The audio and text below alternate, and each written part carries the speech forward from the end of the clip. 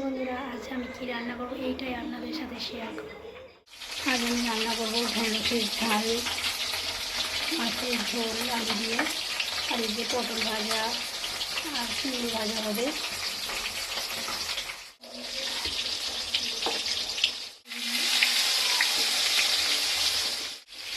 আলুগুলো দিয়ে দিয়েছি।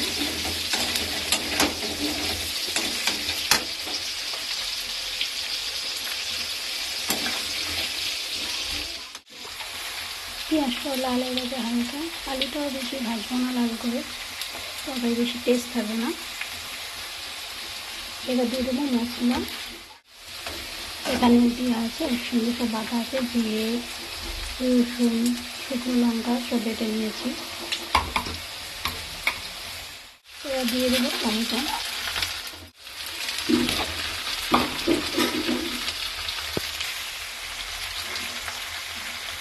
এবার দিয়ে দেবো স্বাদ মতো নুন।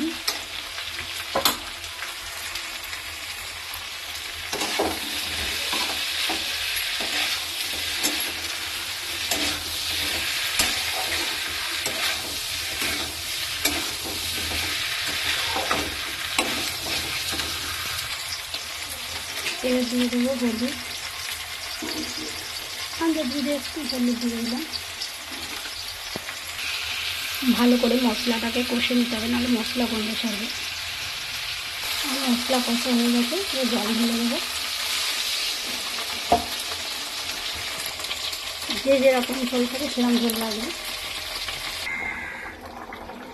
এবার মাছগুলো দিয়ে দিই।